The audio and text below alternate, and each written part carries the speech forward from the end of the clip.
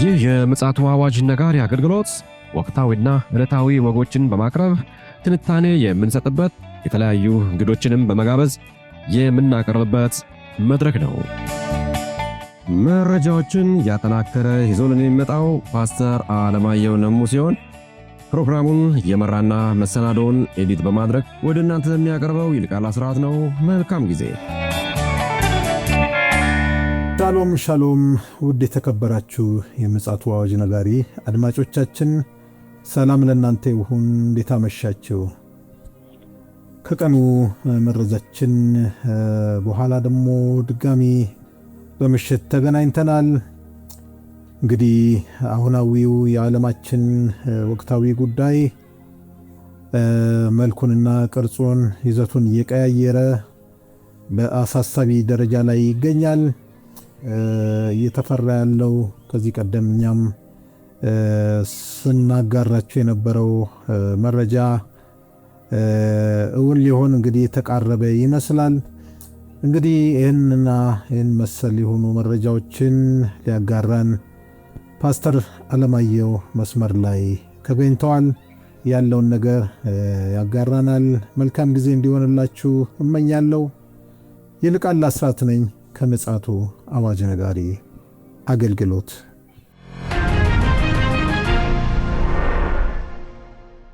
ውድ አድማጮቻችን በተከታታይ እንግዲህ ሰሞኑን የዓለማችን ሁናቴ በተለይም ደግሞ ከባለፈው ቅዳሜ አንስቶ እንደገና እስከዛሬ ድረስ እየተፋፋመ ያለው የዓለማችን አሁናዊ መልክ ምን ይመስላል የሚለውን ከፓስተር አለማየሁ ጋር የምንፈትሽበት ሰዓት ነው። እንደ እግዚአብሔር ቃል መስመር ላይ ተገኝተዋል። ምን መረጃ ይዞ እንደመጣ እንግዲህ ከሰላምታው በኋላ ያጋራናል። በቅድሚያ ሰላምታ ከተለዋወጥን በኋላ ይዞልን የመጣውን መረጃ ያጋራናል። ሰላም ላንተ ይሁን ፓስተር፣ እንዴት አመሸ? እንደምን አመሸ ወንድም ይልቃል። እግዚአብሔር የተመሰገነ ይሁን። እንግዲህ ቀን ላይ መረጃም አቀብለን ነበር። በመሃል ደግሞ በርካታ ጉዳዮች ተከስተዋል። እንግዲህ መረጃውን አንተነህ አሰባስበህ ይዘህ የመጣኸው። በአሁኑ ሰዓት የዓለማችን ወቅታዊ ጉዳይ ምን ይመስላል? እንግዲህ በዓለም ላይ ያለው ሁኔታ እየተባባሰ እየሄደበት ያለው ሁኔታ ነው ያለው። በተለይ ጦርነቱ ከተጀመረበት ጊዜ አንስቶ አሁን ላይ ወደ ከፍተኛ ደረጃ እያደገ መምጣቱን ነው የሚያመለክተው። በእርግጥ የአሜሪካ ሴንትራል ኮማንድ የሚባሉት ዋና አዛዥ መግለጫ ሰጥተው ነበረ። እሳቸው መግለጫ ከሰጡ ከሰዓታት በኋላ ግን የቴል አቪቭ እና ኳታር እንዲሁም ባህሬን ላይ ጥቃት እንደደረሰ ነው መረጃዎች የሚያመለክቱት። እሳቸው ምንድነው ያሉት? 90% የኢራንን የቦለስቲክ ሚሳኤል ጥቃት ቀንሰነዋል የሚል አይነት ዜና ነበር ያሰራጩት። እንደገና ደግሞ 80% የድሮን ጥቃቷን ቀንሰናል የሚል ነገር ነበረ። ይህ ከተላለፈ ከሰዓታት በኋላ ያንን መረጃ የሚያፋልስ ነገር ነው ኢራን ጥቃት ያደረገችው። በዚህም ጥቃት እስራኤል በጣም እንደተጎዳች እየተነገረ ነው ያለው። እንግዲህ እነዚህ ሁኔታዎች እየተባባሱ ነው ያሉት። በተለይም ደግሞ የሆርሙዝ ሰርጥ መዘጋትና የነዳጅ ዋጋ መጨመር ብዙ ሀገሮችን በሁለቱ መካከል የሚደረገውን ጦርነት ለማስቆም ጥረት እያደረጉ ነው ያሉት።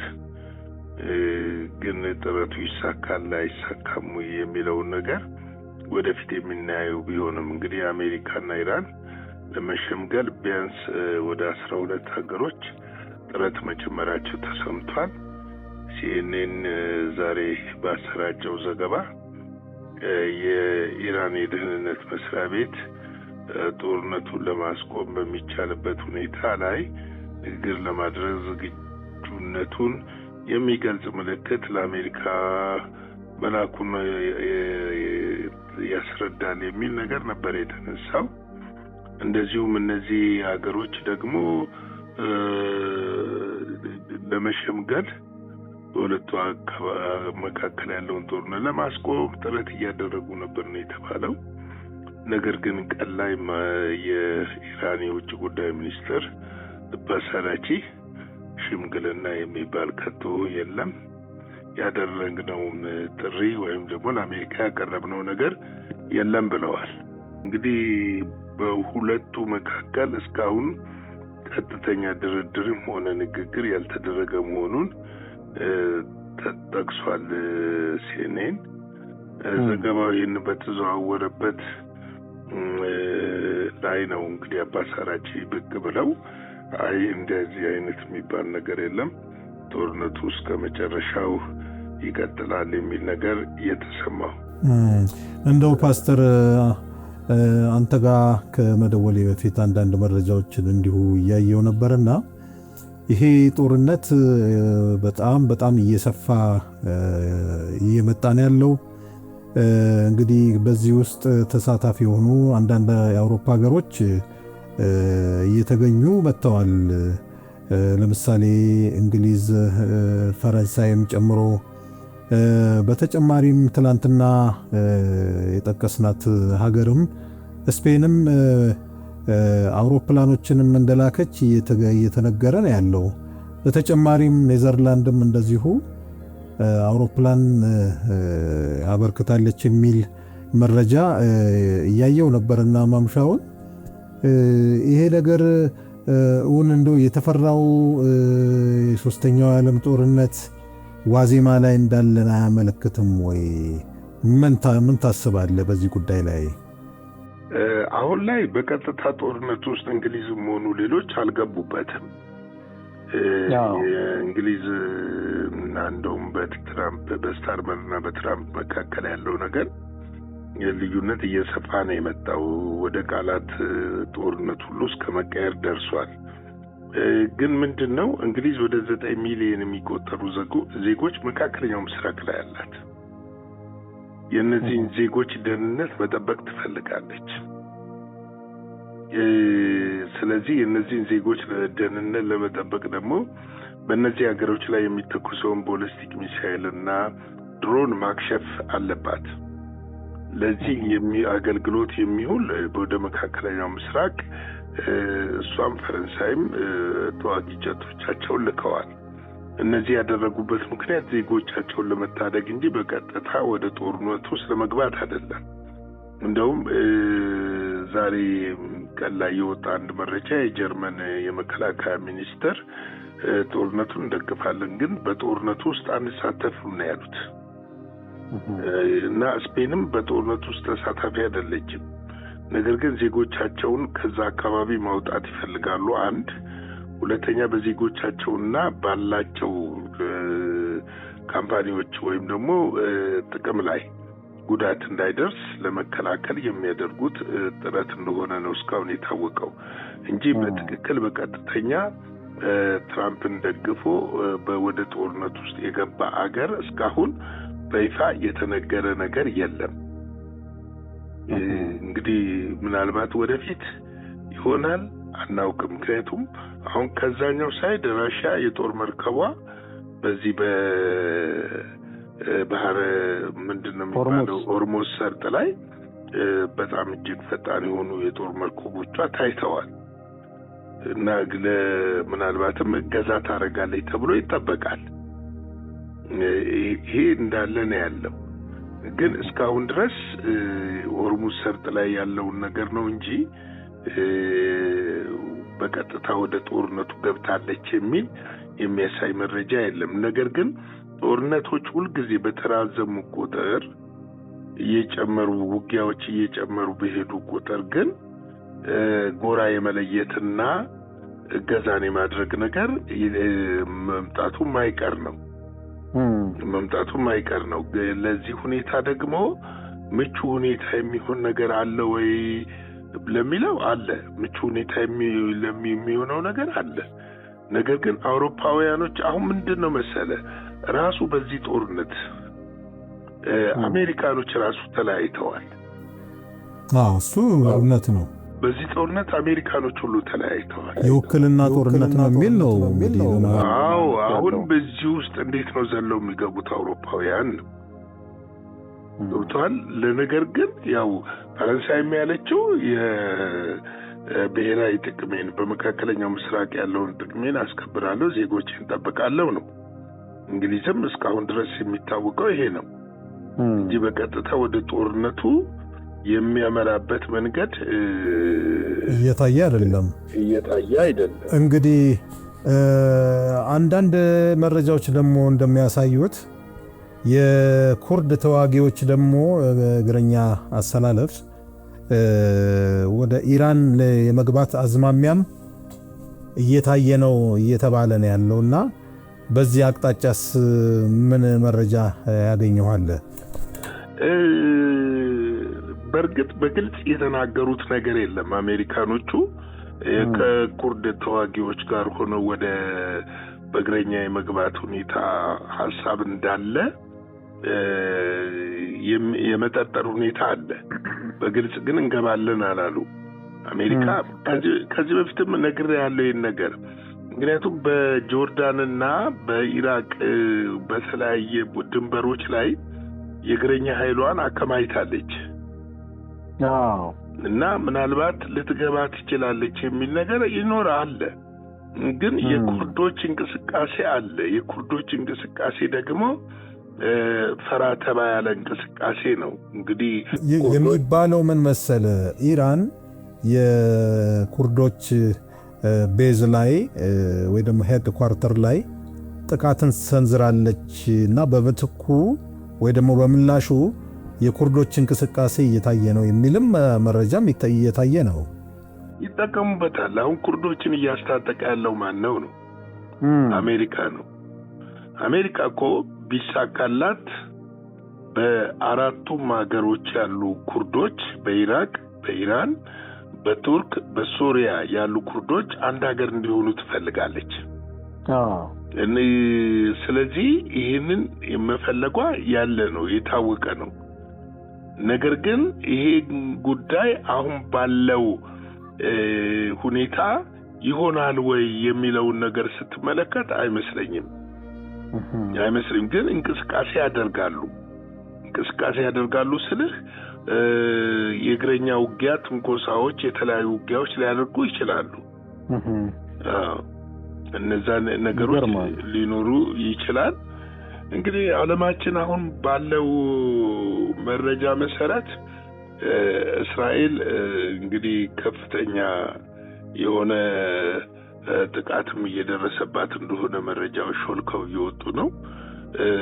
ነገር ግን እስራኤል ደግሞ በዛሬው ዕለት ቴል አቪቭን በጣም በክፉኛ ደብድባለች በአውሮፕላን። በእግረኛም እንግዲህ ጥቃት እየፈጸሙ እንደሆነ ኢራንን ማለት ነው ሊባኖስን ኢራን አንድ የተኮሰችው ቦሊስቲክ ሚሳኤል አለ። ይህ ቦሊስቲክ ሚሳኤል እንደ ወትሮ ሳይሆን የክላስተር ቦምብን የያዘ ነው በሚል በርካታ መረጃዎች ምስልን ድጋፍ በማድረግ እየተሰራጩ ነው። በዚህ ጉዳይስ ምን አይነት ምልከታ አለ? እሱ ልክ ነው። ዛሬ ከሰዓት በፊት በኢራን ላይ በእስራኤል ላይ በቴል አቪቭ ላይ የተተኮሰው ቦሊስቲክ ሚሳኤል እነዚህን ነገሮች የያዘ እንደሆነ ይታወቃል። ስለዚህ ይሄ ጥቃት ምናልባት እስራኤል ምላሽ ልትሰጥበት ትችላለች። ያው ምላሽ መስጠት ማለት እንግዲህ አሁንም ጥቃቱ እንደቀጠለ ያለበት ሁኔታ ስላለ ያንን ጥቃት እንትን ብላ አፋፍማ ልትሄድበት ትችላለች።